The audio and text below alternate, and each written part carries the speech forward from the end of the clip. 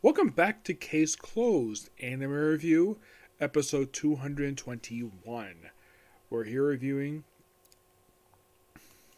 episode number 1108, The Secret Hidden in the Cards. And sadly put, this is the last episode to air in 2023 because it's taking a week off. Yeah, the last Saturday this year, no new episode that day. Next episode won't be for 2 weeks. And here's a rarity. First time in, I don't know, a month, maybe 2 months.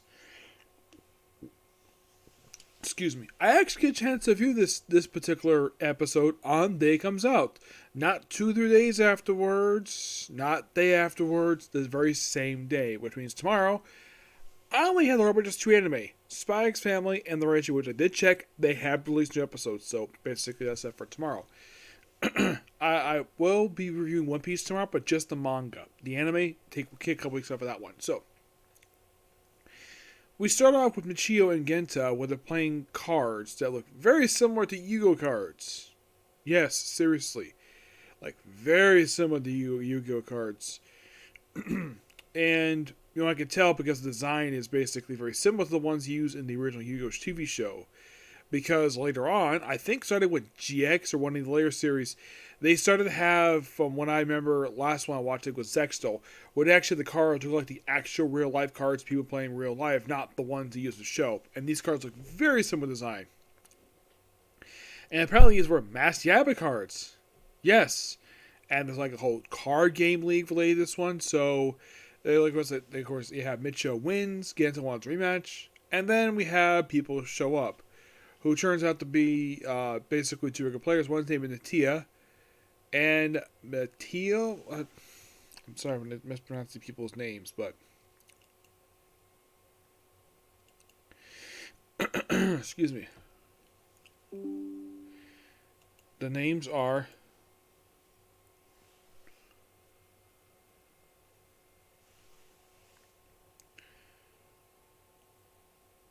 Natia, Masaki, Kono, and Zatsun.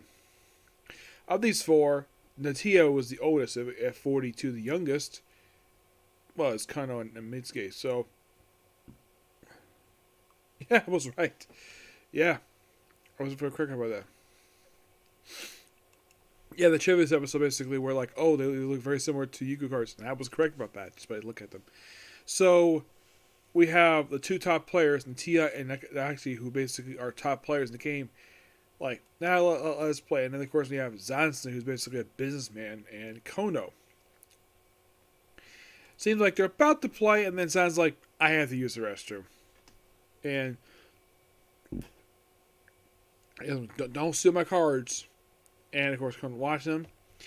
And then, of course, you have Natia gets up from his seat for something, and then the alarm, and then of course the shelf ice falls down, the alarm goes off, and later on we see Natia is dead. Masaki, yeah, he's dead. There's blood over the place. Now normally we have bookshelf off somebody. Basically here, even they point out though, yeah, it's impossible to die from that. That will not kill him. A bookshelf. Well, actually, it's a very heavy bookshelf. And I did notice in the episode, it looked like some shelves were missing some stuff. According to the owner of the place, well, the manager, he says they've been reorganizing the store. Like, okay, interesting. Now, this is nothing new. Stores do this all the time to rearrange stuff for marketing purposes. Okay, fine. And of course, the fire alarm go up, which is happily set up by an action figure. Yes, a Masked Yaba action figure. Excuse me. One thing I have really not sure much. Masked Yaiba is based on the Kamen Rider series. Because why not? And plus, a couple times Masked Yaiba's play a role in canon episodes. So, it's not surprising they show up here. My guess is because Masked Yaiba's not played a role in canon episodes in years. So, I guess this gives the original episodes a chance. Hey, let's show off these really cool things here. It's basically references. Yep. So, the shelf gets knocked down. And, of course, they call in the police and do some investigating, and turns out, yeah, this guy was definitely murdered, And of course, also there's a nail on top. How the nail got there is a bit strange. Of course, they also said that the legs, these shells, basically mount to the floor. Now, when they mentioned legs, that I thought a little bit questionable because shelves don't have legs. They have bottoms. I do not know why the guy said that for. Like, the legs mount to the floor.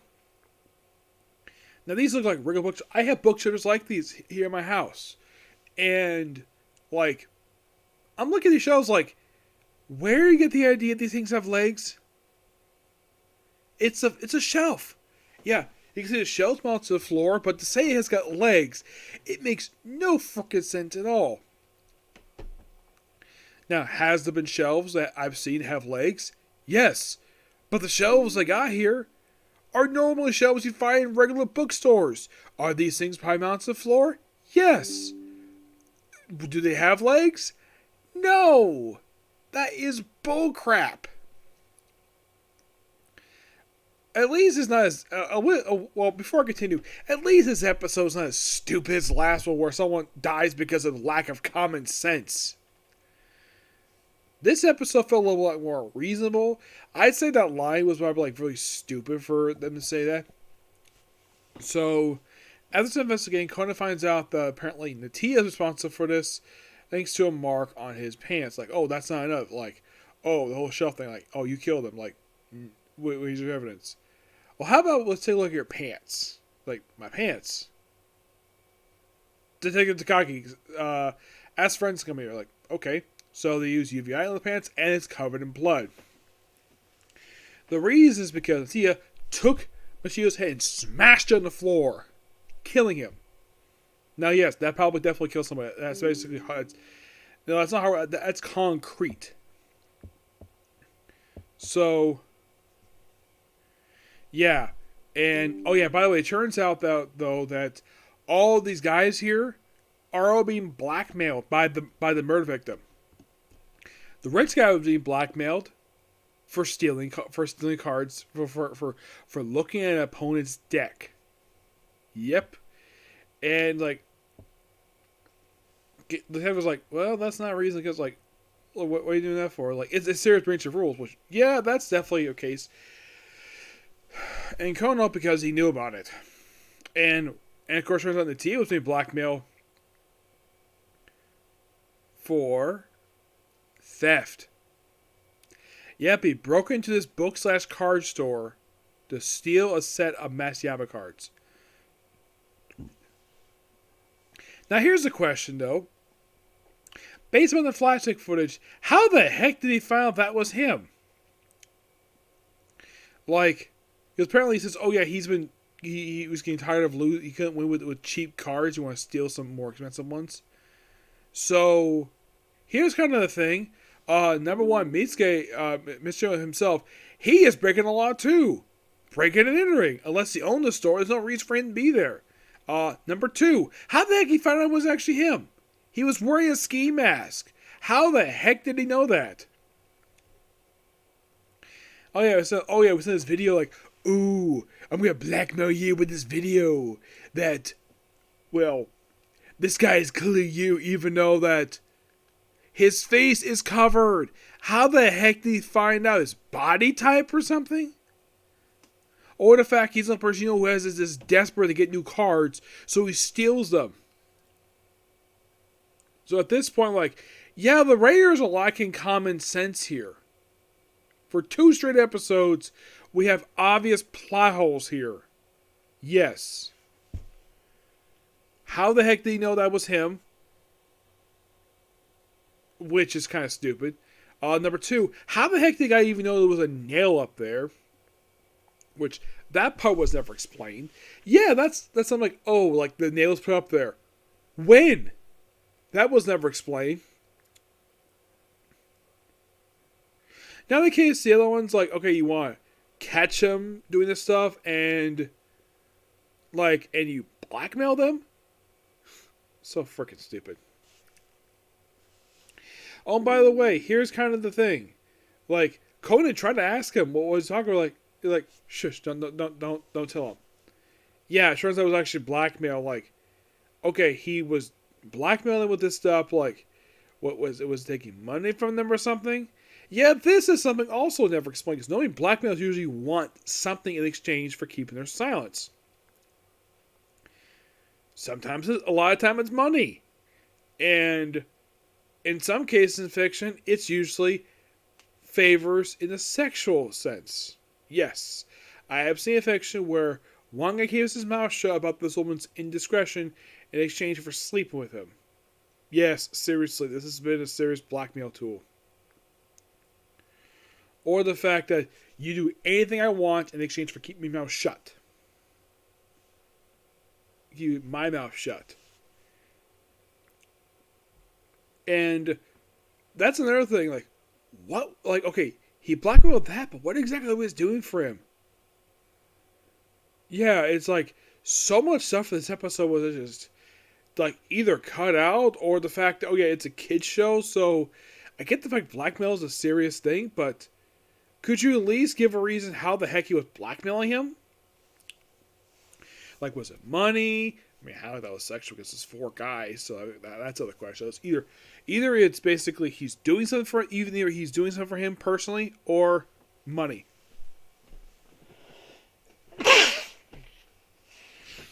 Excuse me. And by the way, second episode in a row where it involves blackmail, or at least some form of fashion. I'm like, really? Yes, really. 2 episodes in a row. I'm like, wow. It's like the whole thing around the 4 new guys is so stupid. Like, the card game league is nothing unusual. There's real life ones even here in the US. That I don't have an issue with.